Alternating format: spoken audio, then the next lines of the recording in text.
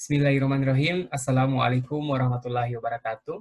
Saya Gusti dari PPNI Provinsi Gorontalo. Sebelumnya saya ucapkan terima kasih kepada rekan-rekan semua yang telah subscribe ke channel kita. Semoga channel ini bisa bermanfaat untuk perawat mendapatkan informasi pada bidang kesehatan atau lebih khususnya ke keperawatan. Kali ini saya ingin berbagi terkait makna dalam logo Persatuan Perawat Nasional Indonesia. Tentunya rekan-rekan sejawat sudah mengetahui bentuk dari logo PPNI tersebut. Nah, namun pertanyaannya, apakah kita semua anggota PPNI, para perawat, mengetahui kandungan makna dalam logo tersebut? Harapannya, kita sebagai anggota mengetahui logo tersebut. Karena takutnya ada masyarakat yang bertanya kepada kita selaku perawat, ditanya kenapa logonya seperti ini, kenapa bentuknya seperti ini. Harapannya kita mampu menjelaskan sebagai jati diri dari perawat itu sendiri. Karena dimanapun perawat masih berada di NKRI, Negara Kesatuan Republik Indonesia, masih bergabung dalam PPNI. Karena PPNI merupakan satu-satunya organisasi yang diakui secara hukum oleh pemerintah kita. Oke, saya akan berbagi seperti biasa PowerPoint terkait mengenal makna yang terkandung dalam logo PPNI. Nah, logo ini kita pasti sangat familiar dengan logo PPNI. Ini logo kita. Sebelum kita mengenal, kita baiknya mengetahui sejarah bagaimana PPNI itu berdiri. Nah, ini ada timeline waktu bagaimana organisasi profesi perawat ini bisa berdiri. Nah, sebelum tahun 1974, ternyata sudah ada organisasi-organisasi perawat yang berdiri. Contohnya, Persatuan Juru Kesehatan Indonesia atau PDKI, ada Persatuan Perawat Indonesia atau PPI, ada juga Ikatan Perawat Indonesia atau IPI, yang sebelum tahun 74 itu mereka terpisah-pisah. Nah, sehingga pada tahun 1974, tepatnya pada tanggal 17 Maret, perhimpunan-perhimpunan ini bertemu untuk menggabungkan diri atau fusi yang menyatukan diri dalam satu wadah organisasi yang saat itu masih bernama Persatuan Perawat Nasional. Nah, tanggal inilah yang menjadi cikal bakal berdirinya PPNI, sehingga tanggal ini dijadikan sebagai HUT Perawat Nasional, HUT Persatuan Perawat Nasional Indonesia atau Hari Perawat Nasional Indonesia. Setelah 2 tahun pertemuan ini, diadakanlah kongres pertama yang terpilih waktu itu Bapak Oyo Radiat MSc sebagai Ketua Umum pertama PPNI. Jadi setelah 2 tahun pertemuan awal, para founder kita ini melakukan kongres pertama tahun 1976 yang saat itu dipimpin oleh Bapak Oyo Radiat MSc. Oke. Jadi inilah rentetan waktu sejarah PPNI yang perlu para anggota perawat ketahui. Nah, ini logo dari kita, dari PPNI. Nah, misalnya kita ada yang bertanya, kenapa warnanya merah?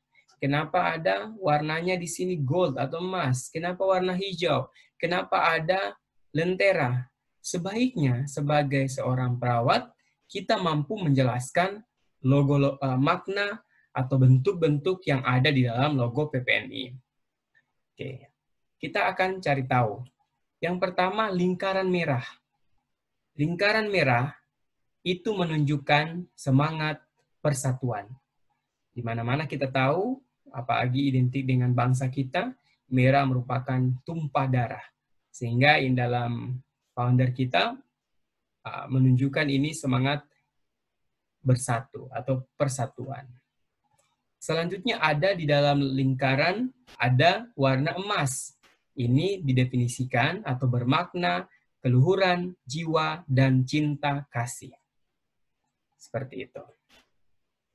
Selanjutnya, ada bentuk segi 5. Ini menandakan kita memiliki pribadi jiwa Pancasila. Di mana-mana di negara kita, setiap organisasi atau himpunan, persatuan, komunitas yang menyamakan satu organisasi harus berlandaskan dengan Pancasila. Sehingga begitu juga dengan PPNI. Segi 5 ini bermakna Pancasila. Selanjutnya, di dalam ini adalah warna hijau tua. Ini menandakan kesejahteraan. Jadi, PPNI bertanggung jawab. PPNI memiliki tanggung jawab untuk meningkatkan kesejahteraan perawat, baik itu materi untuk meningkatkan kesejahteraan perawat itu sendiri. Sehingga sampai saat ini memang masalah kita masih di kesejahteraan. Semoga kedepannya PPNI dapat mensukseskan bagaimana perawat ini dapat mendapatkan upah yang layak. Seperti itu. Nah, selanjutnya, ini ada logo Lentera. Kita sudah ketahui, ini merupakan identitas dari perawat. Ini berasal dari Florence Nightingale, di mana ia merawat pasien-pasiennya saat itu pada Perang Dunia. Dia membawa Lentera untuk merawat sebagai penerang untuk merawat pasien-pasiennya di kala malam hari. Nah, sehingga Florence Nightingale di sini dijuluki sebagai The Lady with the Lamb. Nah, jadi inilah identitas perawat kita. Di ICN, di logo International Council of Nurse, juga ada logo Lentera ini. Ada bentuk Lentera sebagai identitas perawat di seluruh dunia. Selanjutnya ada api berkobar di sini, melambangkan semangat pengabdian yang dilandasi jiwa Pancasila. Karena ada 5 cabang api di sini. Ini melambangkan Pancasila. Jadi di seluruh tindakan yang dilakukan oleh perawat itu berasaskan Pancasila. Sebetulnya etik keperawatan yang kita pelajari itu sangat erat dengan jiwa Pancasila.